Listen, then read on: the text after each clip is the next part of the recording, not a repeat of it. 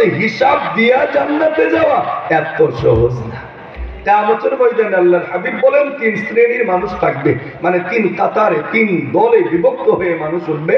এক দলকে আল্লাহ পাক প্রথমেই সর্বপ্রথম বিনা হিসাব জান্নাত দিবে, সুবহানাল্লাহ। আরেক দলকে আল্লাহ পাক বিনা হিসাবে জাহান্নামে দিয়ে দিবে, নাউযুবিল্লাহ। আরেকটা দল থাকবে যে দলটি হিসাব দিয়ে হয়তোবা জান্নাত না হয়তোবা জাহান্নাম, হিসাব দিয়ে। আল্লাহ আপনি আমাদেরকে মাফ করেন, কোন আমিন। আল্লাহ আপনি আমাদেরকে বিনা হিসাব জান্নাতি মেহমান হিসেবে কবুল করেন, বলেন আমিন।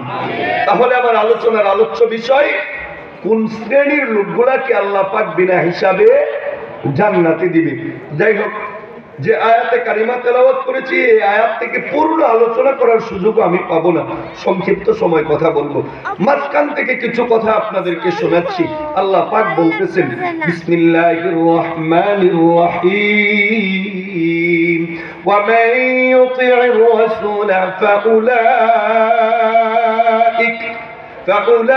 فأولئك مع الذين أنعم الله عليهم من النبيين والصديقين والشهداء والصالحين। আল্লাহু আকবার। এখানে আল্লাহ পাক 4 শ্রেণীর লোকের কথা বললেন। কয় শ্রেণী? 4 শ্রেণীর লোকের কথা বললেন, যারা বিনা হিসাব কোথায় যাবে?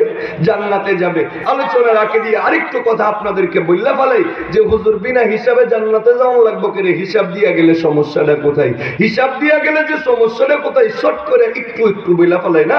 আশরাফ আলী থানভী রাহমাতুল্লাহি আলাইহি তার কিতাবের মধ্যে লেখে, আল্লাহর ওলিদের স্বপ্ন বাস্তব। আগের যুগে যারা ছিল তাদেরকে আল্লাহ দীর্ঘ হায়াত দিয়েছিলেন, কথা বলেন ঠিক কিনা? আমাদের তুলনায় তারা অনেক হায়াত বেশি পেয়েছে। আল্লাহর বান্দাকে আল্লাহ 500 বছর হায়াত দিয়েছে। স্বপ্ন যুগে দেখতেছে যে হঠাৎ করে হাসরের মাঠ কায়েম হয়ে গেছে, স্বপ্নে দেখতেছে আর কি, হাসরের মাঠ কায়েম হয়ে গেছে। আল্লাহ পাক বলতেছে, আমার বান্দা তুমি যেহেতু 500 বছর ইবাদত বন্দেগী করেছো, তুমি আমার আবেদ গোলাম বান্দা, যাও তোমাকে দয়া করে মায়া করে জান্নাতে দিলাম, তুমি জান্নাতে চলে যাও। বান্দা মুখটা ঘুরায় আল্লাহর দিকে চায়, কয় আল্লাহ দয়া করে মায়া করে জান্নাতে দিলাম, বুঝলাম 500 বছর ইবাদত করলাম, গেল দিলা তো দয়া করে মায়া করে, ইবাদত কই গেল? আল্লাহ কই বুঝছি তোর মনের মধ্যে কি চলতে আছে, ঠিক আছে ইবাদত যে গেছো কই দেখবার যেহেতু চাস, হাসরের মাঠটা একটু ঘুরান দিয়া। হাসরের মাঠটা মোটামুটি মুজার মেলা এলাকার সমান, তাই না? আরো ছোট? তাইলে অনেক বড়। গাজীপুর জেলা জুড়ে আরো বড়, তাইলে তো ঢাকা বিভাগের চেয়ে কম হইতো না, আরো বড়। আল্লাহর নবী সাল্লাল্লাহু আলাইহি ওয়াসাল্লাম বলে, হাসরের ময়দান হলো গোটা দুনিয়ার তুলনায় কয়েক লক্ষ গুণ বড়।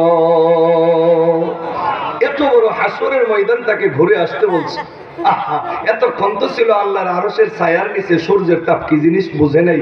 এখন তো সূর্য কোটি কোটি মাইল দূরের থেকে 12টা মুখের একটা মুখ, তাও আবার উল্টা দিকে করে তাপ দিচ্ছে, কথা বলেন ঠিক কিনা?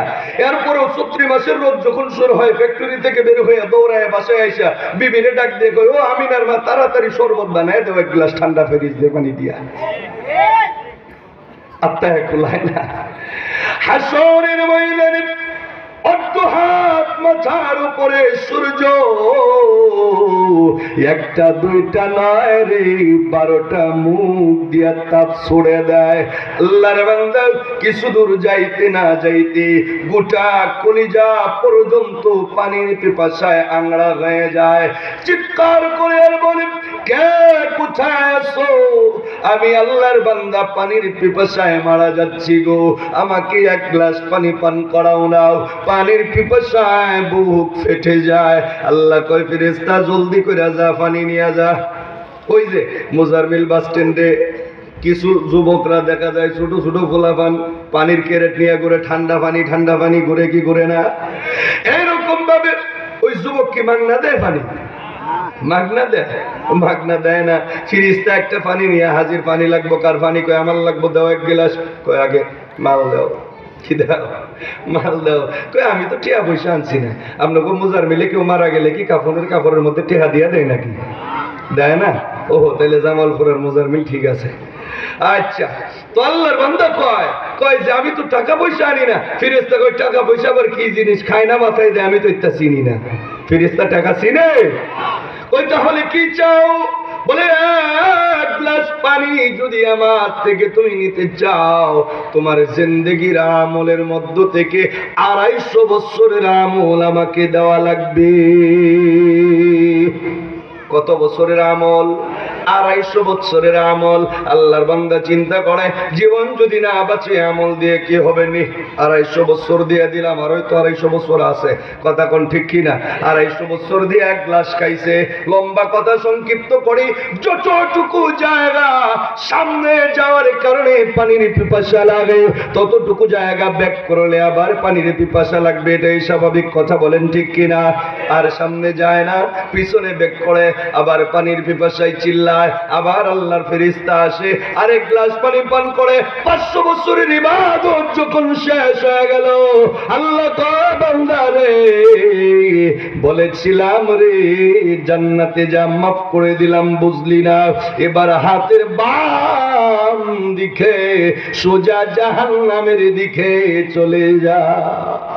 আল্লাহর বান্দা চোখের পানি ছেড়ে দেয়, কান্দে আর কয়, প্রভু গো, যদি তুমি মাফ না করো, যদি তুমি দয়া না করো, মায়া না করো, প্রভু গো, আমি তোমার গোলামের যে